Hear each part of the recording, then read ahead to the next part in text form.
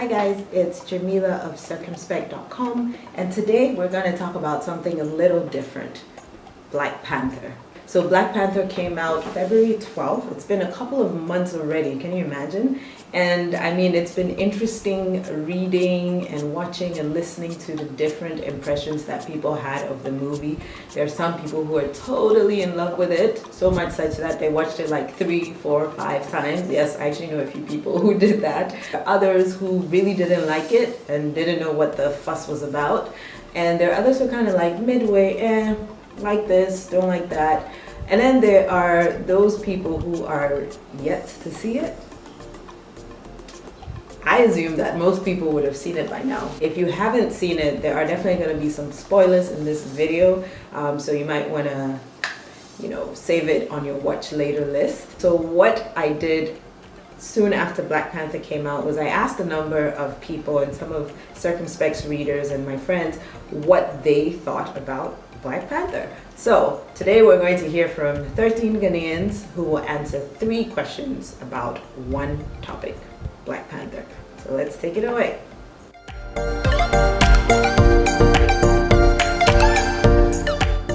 My favorite scene was the first challenge scene. I loved how it represented different tribes in Africa. I feel like that representation also matters. There's too many to choose from. Honestly, I love the scene, the casino scene where Okoye snatches her own wig. That was amazing. Her practically skiing with the door of the car. That was great.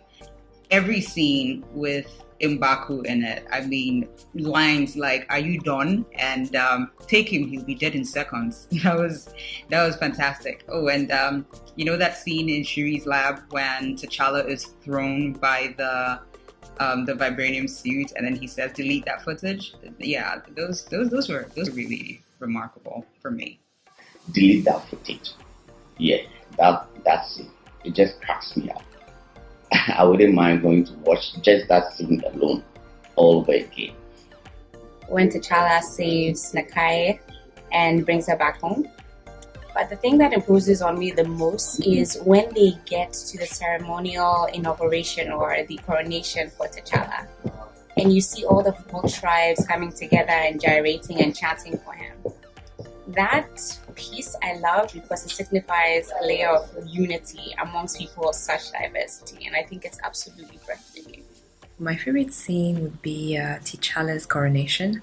I found it extremely powerful, extremely magical, seeing the waterfalls, just giving space for the nations of Wakanda to all gather and celebrate the new king in T'Challa. And I just found seeing all the costumes, the flamboyance, the pride of being African, just beautiful. I like the scene where T'Challa's sister Shuri drives the car, the feel of augmented reality.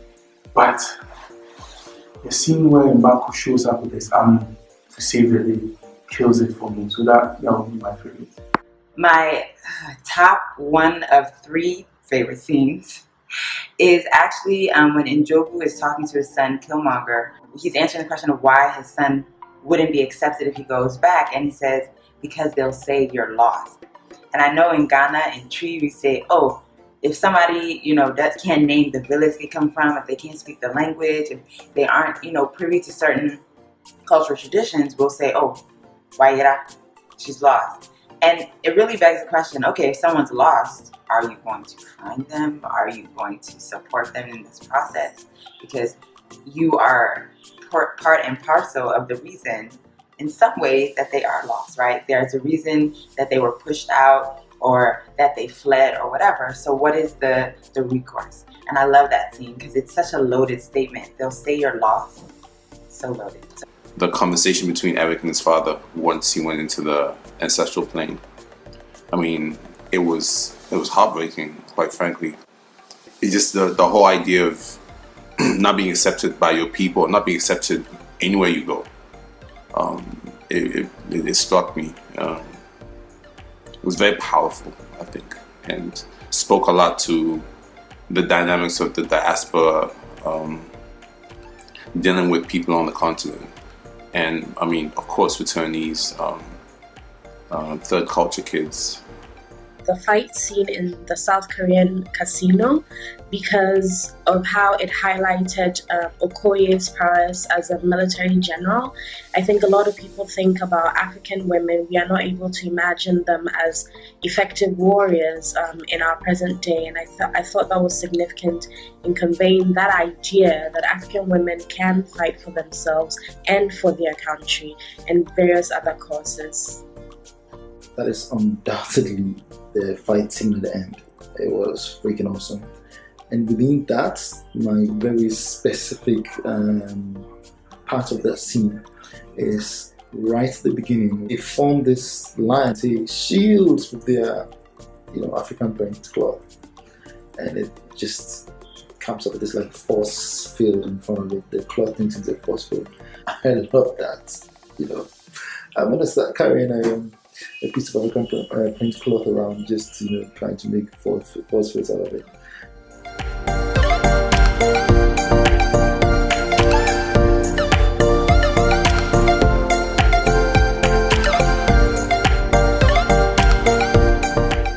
If I were to be any character from the movie, I would be Nakia. She's like totally badass.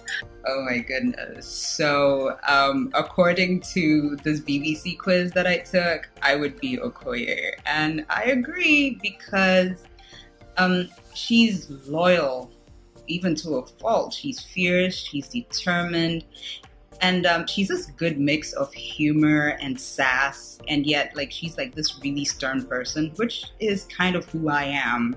So yeah, she's the one I'm most identified with. If you are to be a true Wakandan, I'm definitely going to be Shuri. Yeah, because of my interest in technology and all that. And I think I'll be Shuri. Boy, if I was in Wakanda, I would definitely be Okoye. Okoye is amazingly strong. She's beautiful. She's loyal. She has a mind of her own. I mean, for a woman to be able to manage an army on her own and kind of keep her ruler in check, she was just a force to reckon with. And I absolutely love that. And the way they juxtapositioned her strength with her love for, I forget the character, but he leads the border tribe. She was able to meld strength and hardness with fluidity and softness, which is beautiful. So I'll definitely be Okoye. The Jabari is a male-dominated, paternalistic society. You never see any women, except for one time, and that was in the final battle sequence of the film. There is one unnamed female warrior amongst all these males who is fierce and on the field. And so you have to ask yourself, what did she have to do to prove herself worthy to join this particular army? In my estimation, she absolutely had to be more fierce, more fearless, more courageous, and more skilled than Okoye. And that's who I would be. I would be the unnamed Jabari female warrior for those reasons, and also because I believe I would have greater access to M'Baku. M'Baku, because he's fearless, he's bold, and fun. Charlie, that cracks me up. I probably would not be any of the characters that you see fighting on the screen and getting into arguments and being in the center of everything. I think if you remember the scene where T'Challa was roaming the city, just walking around, you see all these characters in the background, these extras, they're walking around. There was a guy wearing a hat, and he looked like someone that kind of just enjoys Wakanda, just chilling, right? I probably will be that character. Behind the scenes, not getting involved in any of this, unnecessary stuff, because that's the kind of person that I am. Maybe take bets on the fights. Who's gonna win this ritual fight? Who's likely to be the next king? Things like that. Make money from it. I would definitely be Shuri for a couple of reasons. Well, she's Afro-nerdy, which I think I am. She is passionate about STEM, and her character is integral to the progression of Wakanda as a technologically advanced nation. Her inventions help T'Challa, everybody who come in contact with them. And she also kicks butt. She knows how to fight, and she knows who she is. She doesn't compromise on that for a second. So I will definitely be Shuri.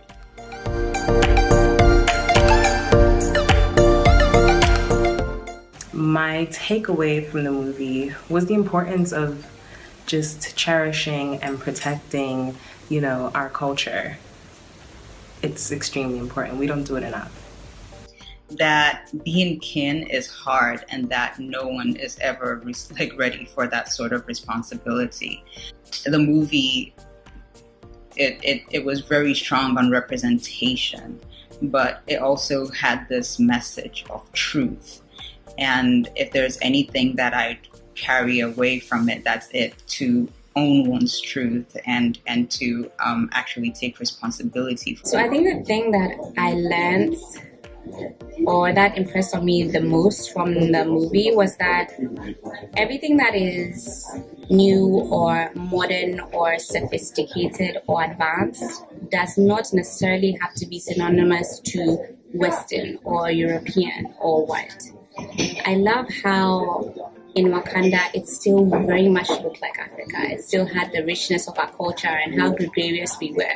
It still had all the color that we throw on ourselves, but it was still so technologically advanced, and it felt like it sat well together.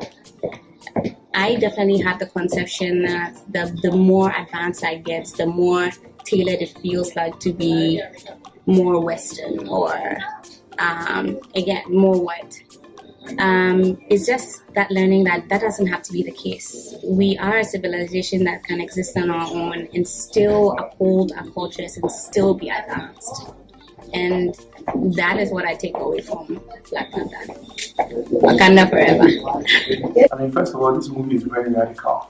And it gives me a sense of pride and responsibility as an African. I think that if we stick together, we'll be able to use technology to solve our problems, enhance our culture, and probably add value to our resources. This movie is showing that you can have a whole lot of black people in a movie, even if it's Hollywood, and make it work. And they don't have to be slaves and be whipped and things like that. You don't have to come out of the movie and cry. It's just an action movie. People are getting shot, people are getting kicked, and it's fun. I liked it. That's my biggest takeaway from it. And I want to see more of that kind of stuff. So many lessons to gain from Black Panther, but for me the biggest one was seeing that the kind of Africa we envision and dream about is possible. We can make it a reality if we band together in unity and commit to actually doing the hard work it will take to create Wakanda in every single African country and nation on the continent. We can make it happen. And the significance of involving and banding together with people of African descent in the diaspora can't be overstated. Killmonger and his dad may have been seen as villains, but they did have a bit of the right idea in how we can use our resources to our advantage to help our people everywhere. There are a couple of other contributions that I got, so I'm going to read a few things that stood out to me. Letting the world know that the black race has it all. The exhibition of the rich culture. I don't mind watching it again. It had everything in it. Love, comedy, drama, and action. On the downside, the accent was bad. I think they should have casted Africans for the main characters. That would have been a breakthrough for the African movie industry. And that comment is by Bema, who's based in Accra. Next up is Senam, who is based in the United States.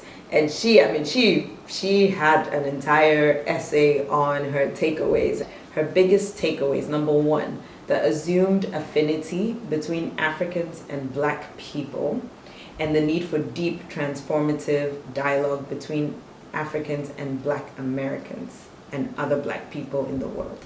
recognizing my privilege, the privilege of knowing exactly where I come from and where my parents and their parents come from and how I take my identity for granted. Before I watched the movie, I was laughing about the African accent because I was like, there's no such thing as an African accent. Africa is a continent. There are several accents. I was also low-key salty about the soundtrack to the movie because I felt like there was a missed opportunity to have some Wizkid, Davido, Shatawale, to mention a few African musicians representing.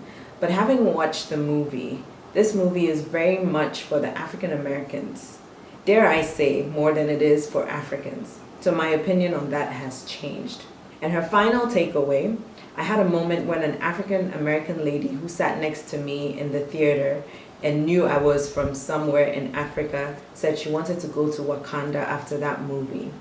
Regardless of whether she was joking or not, I thought of several African countries that could easily be Wakanda, but are not. And why they are not? Hint, greed and corruption, primitive views on the role of women, lack of proper education, aka true and poor, versus critical thinking to challenge assumptions, to name a few. And the final text submission is from Kofi, who is in Accra. He said, there's so much in the Black Panther movie to unpack, and I'm not sure I effectively recall all of it after just one viewing. The themes are worthy of analysis and conversation. So for example, I admired the protagonist T'Challa's willingness to question tradition and muster the willpower to depart from its dictates when the occasion called for it. However, I'm not certain that he needed to kill Killmonger, and I'm saddened that he did so. I also thought that Killmonger's outrage was justified because it was an expression of the empathy he had for oppressed people everywhere. Later in the film, the outrage took on a more selfish dimension and seemed to be less about liberating oppressed people and more about personal revenge. He was represented in a manner that has come to stereotype African Americans who act or speak out against injustice. The original reason for his outrage wasn't maintained as an explanation for his behavior, and I thought it was unfortunate that an opportunity to put his behavior in context was missed. Wow. I told you it was going to be good, right? And I'm sure for some of you, you're going down like memory lane, taking a trip down the memory of when you were sitting in that movie theater watching Black Panther and all its wonder. In the interest of full disclosure, I did watch it 2 times. The first time I watched it during the pre-screening in Accra, which was crazy. The crowd, I mean, I promised not to go to another pre-screening after that experience. The second time I watched it was really for research purposes, you know, for this video. It was a movie that I found very educative, very informative, very imaginative. I really, really liked the fact that it forced people to, you know, think outside the box, forced people to reimagine their own role and their own representation and their own country or continent or culture. And I really like the display of African culture, the whole concept of Africans versus African Americans, the whole concept of Pan-Africanism. I still believe in Pan-Africanism, women's empowerment, and the concept of beauty. I really, really, really liked that aspect because I felt like, you know, this could be the utopia, but you people are here doing this other thing, so this can't be us. It was also interesting for me to look at a bit of the micro elements, like the characters and their relationships to each other and what they represented. I really enjoyed Shuri and T'Challa's sibling relationship. Delete that footage. I just kept thinking about that over and over, and it had me laughing for days. Also, M'Baku. Like, M'Baku is like, I would go see a movie with just M'Baku because I feel like he has so much to him. But obviously the development element, the question of the African voice, the Boko Haram scene, I thought that was a nod in the right direction, and talking about the Chibok girls, referencing that. The whole dance with the West and trying to negotiate but not really upset them, but not really compromise too much. I think it's something that Africans deal with continuously. And so for me, those are some of the reasons why Black Panther is still relevant and will be for a long time to come. And so yes, I'm looking forward to getting the DVD and, you know, getting other people to watch it. And if nothing at all, just the whole concept of reimagination is very, very important. So that's it. Do you agree with these people? Do you agree that Killmonger shouldn't have been killed? Or do you think that T'Challa could have handled things a little better? Who was your favorite character in Black Panther, and would you watch it again? Let me know what Black Panther represented to you. So thank you guys for watching. Don't forget to subscribe. I'll be posting a lot more different videos from time to time. So hit the subscribe button and share this video and encourage other people to subscribe as well. Take care, guys. Wakanda forever.